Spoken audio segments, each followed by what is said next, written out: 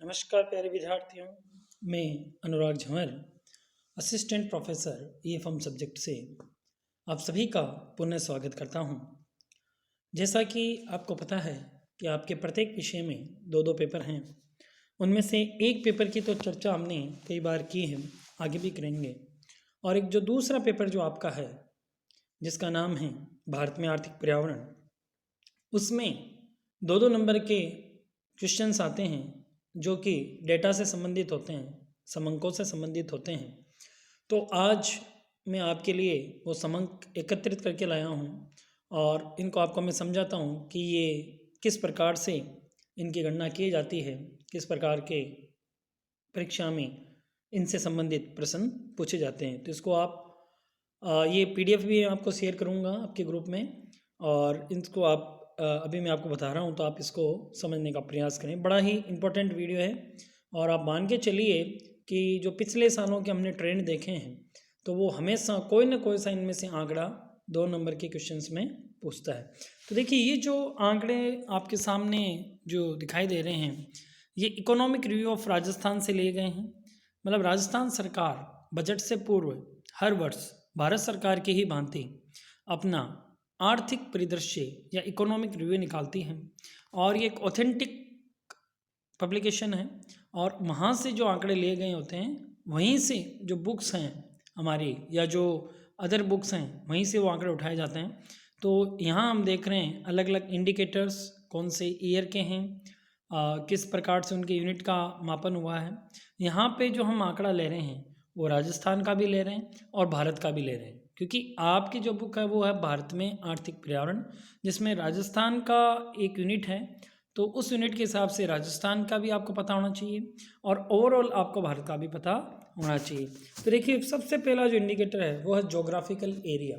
Geographical area का मतलब भारत का भूभाग क्षेत्रफल, या भारत के पास कितना कुल क्षेत्रफल है। तो ये 2011 का आंकड़ा है और यहाँ जो आंकड़ा दिया हुआ वो लेक स्क्वायर किलोमीटर। तो ये जो भी आंकड़ा है उसके आगे आपको लेक स्क्वायर किलोमीटर लगाना है। जैसे राजस्थान का जो एरिया है वो है 3,42,000 स्क्वायर किलोमीटर। देखिए, 42,000 की जो आगे का अंक है वो हमने पढ़ने के दृष्टिकोण से उसको हटा दिया है और उसको शॉर्ट में हमने लिख दिया है 3.42 लेक स्क्वायर पर किलोमीटर। जबकि हम इंडिया की बात करें तो इंडिया का जो टोटल एरिया है वो है 32.87 लेक स्क्वायर किलोमीटर।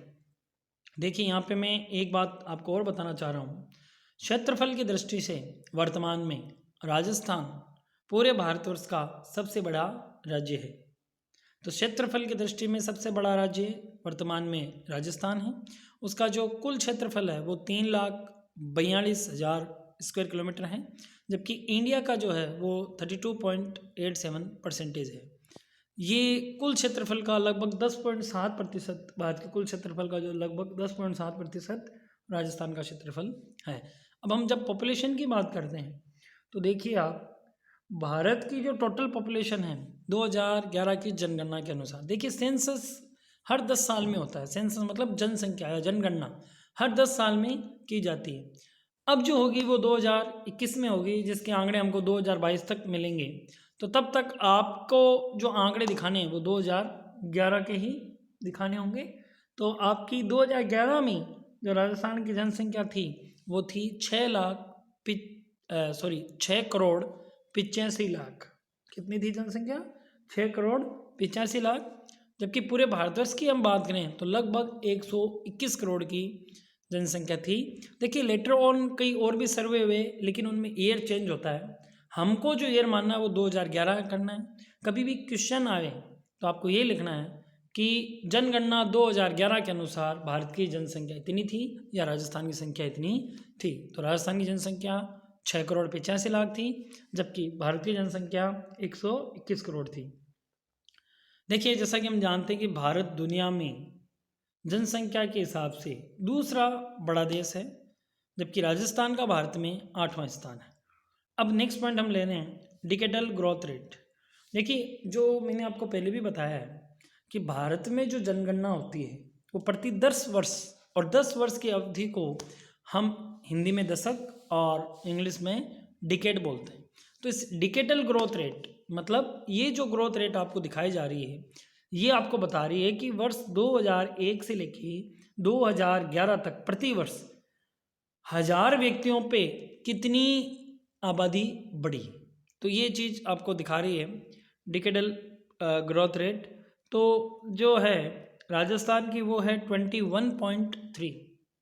राजस्थान की जो डिकेडल ग्रोथ रेट है वो कितनी है 21.3। इसका मतलब ये होता है कि अगर 2001 में जनसंख्या राजस्थान की 100 थी तो इस बार जो जनसंख्या वो 121.3 हो गई। जबकि इंडिया की कितनी डिकेडल ग्रोथ रही है वो रही है 17.7%। देखिए हम चाहते हैं कि हमारी जनसंख्या की जो वृद्धि दर है वो कम हो और यहाँ पे हम देख रहे हैं कि राजस्थान की जो जनसंख्या वृद्धि दर है वो भारत की वृद्धि दर से अधिक है। तो ये एक पिछड़ेपन का एक साइन है, एक पिछड़ेपन का हमको आभास करवाता है। तो भारत की जो डिकेडल ग्रोथ रेट है वो तो रही थी 2001 से 11 के बीच में 17.7, जबकि राजस्थान की रही थी 21.3। हालांकि जब हम इनका कंपैरिजन करते हैं पिछली जनगणना से तो इनमें कमी आई है और ये अच्छी बात है। नेक्स्ट पॉइंट है पॉपुलेशन डेंसिटी। पॉपुलेशन डेंसिटी का मतलब होता है जनसंख्या घनत्व। देखिए इसका भी क्वेश्चन आया हुआ है कि जनसंख्या घनत्व से क्या तात्पर्य है। तो जनसंख्या घनत्व से इसका जो तात्पर्य है वो है कि एक वर्ग किलोमीटर में, एक किलोमीटर में नहीं, एक वर्ग किलोमीटर में या पर स्क्वायर किलोमीटर रहने वाले औसतन जनसंख्या को हम जनसंख्या घनत्व कहते हैं। देखिए जो भी राजस्थान की जनसंख्या है उसमें अगर आप उसके जोग्राफिकल एरिया का भाग लगा दोगे तो जो आंकड़ा आएगा वो आपका पॉपुलेशन डेंसिटी होगी। और जो राजस्थान में है वो 200 थी जबकि इंडिया में 382 थी। नेक्स्ट पॉइंट है urban population to total population. ये इतना इम्पोर्टेंट आंकड़ा नहीं है लेकिन फिर भी आपको पता चलना चाहिए कि किस प्रकार से विगत के वर्षों में अर्बनाइजेशन बढ़ा है, शहरीकरण बढ़ा है, गांव में जनसंख्या कम हुई। तो राजस्थान की जो जनसंख्या है उसका लगभग 24.9% यानी 25% जनसंख्या शहरों में रहती है, जबकि भारत के दृष्टिकोण में ये प्रतिशत 31.1 है। और अगर 100 में से हम ये घटा दें 24.9 तो लगभग 75.1 है वो ग्रामीण जनसंख्या है। और वहाँ पे अगर हम हटा दें तो 68.9 लगभग ग्रामीण संख्या है। अब ये आता है 80 पॉपुलेशन। शेड्यूल कास्ट की जो पॉपुलेशन है टोटल पॉपुलेशन में वो कितना परसेंटेज है।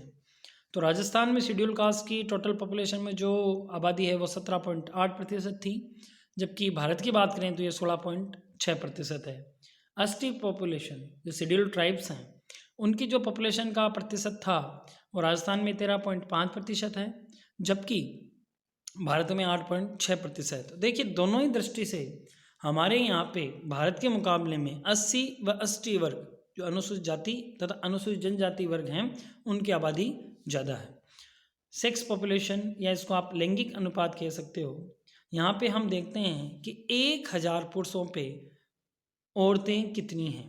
तो देखिए ये होना बराबर चाहिए, लेकिन पुरुष की चाहत या लड़के की चाहत ने इस रेशियो को बिगाड़ रखा है। तो ये आप देख सकते हैं कि राजस्थान में तो 1000 पुरुषों पे 928 महिलाएं हैं, जबकि पूरे भारतवर्ष में 1000 पुरुषों पे 943 महिलाएं हैं। तो ये दिखा रहा है कि कितनी हमारे यहाँ पे महिलाएं पिछड़ी हुई हैं, उनकी डिसीजन पावर कितनी बुरी है, महिला सशक्तिकरण हमारा कितना पिछड़ा हुआ है। जबकि आप अगर ये बात करें चाइल्ड मतलब जो 0 से लेकर 6 साल तक के बच्चे थे 2011 में, उनमें आप अगर कंपेयर करें कि कितने लड़के या कितनी लड़कियां थीं तो वो आंकड़ा और भी डरा रहा है, क्योंकि राजस्थान में उसकी संख्या 888 थी जबकि देश भर में 919 थी। एक तरफ ये सरकार या जागरूक लोग एक मुहिम चला रहे हैं कि गर्भ बचाइए, और कम से कम गर्भ का पता नहीं चले कि गर्भ में बच्चा होने वाला है या बच्ची होने वाली। फिर भी आप देखिए अभी भी लड़कों की चाहत नहीं, पढ़े लिखे लोगों को भी कितना अंधा बना रखा है कि आप देखिए कि जो रेशियो है वो पहले से भी बहुत ज़्यादा बुरा है, जिसका असर आगे पड़ेगा। तो जब लड़कों के मुकाबले लड़कियां कम होगी तो शादी के लिए जो समस्या पैदा होने वाली है आगे वो बड़ी कठिन होगी। नेक्स्ट पॉइंट चलते हैं, हम देखते हैं लिटरेसी रेट। लिटरेसी रेट का मतलब है साक्षरता दर, तो राजस्थान की बात करें तो ये 66.1 है, जबकि ऑल ओवर इंडिया की बात करें तो ये 73 थी। तो देखिए यहाँ पे भी हम पिछड़े हुए हैं, हमारी साक्षरता दर कम है। और जब हम राजस्थान की फीमेल साक्षरता की दर की बात करते हैं तो ये ऑल ओवर इंडिया में सबसे कम है। इवन झारखंड, बिहार और उड़ीसा जैसे पिछड़े राज्यों से भी हमारे यहाँ की जो महिला साक्षरता दर है वो कम है। देखिए पुरुष की साक्षरता दर तो लगभग भारत की पुरुष साक्षरता दर के बराबर है, लेकिन महिलाओं के मामले में बहुत पिछड़ी हुई है। ये केवल 52.1 है, मतलब राजस्थान में 100 महिलाओं में से केवल 52.1 महिलाएं ही साक्षर हैं, जो कि बहुत ही शर्मनाक स्थिति है। नेक्स्ट पॉइंट है वर्क पॉपुलेशन रेशियो, तो कामकाजी लोगों की जो प्रतिशत है वो राजस्थान का 43.6 है, जबकि भारत का 39.8 है। ये इस मामले में आप कह सकते हैं कि राजस्थान आगे है। बर्थ रेट, मतलब हर हजार व्यक्तियों पे कितने बच्चों का जन्म हुआ है, तो वो था 24.3, मतलब राजस्थान में 24.3 बच्चों का जन्म होता है हजार व्यक्तियों पे, जबकि इंडिया में ये 20.4 है। तो ये आंकड़ा ज़्यादा होने के कारण से ही जो राजस्थान की जो पॉपुलेशन ग्रोथ रेट है वो ज़्यादा थी, जबकि डेथ रेट राजस्थान में 6.1 जबकि भारत में 6.4 थी। IMR, देखिए IMR का मतलब होता है इन्फेंट मोर्टेलिटी रेट, या हिंदी में आप इसको कह सकते हो शिशु मृत्यु दर। देखिए शिशु मृत्यु दर आपकी जो इंफ्रास्ट्रक्चर हेल्थ का उसको भी डिनोट करती है। देखिए ये हम देखते हैं कि 1000 जीवित बच्चे जो जन्म लिए हैं उनमें से साल भर बाद में कितने बच्चे जीवित मिलते हैं, या उनमें से कितने बच्चों की मृत्यु हो जाती है।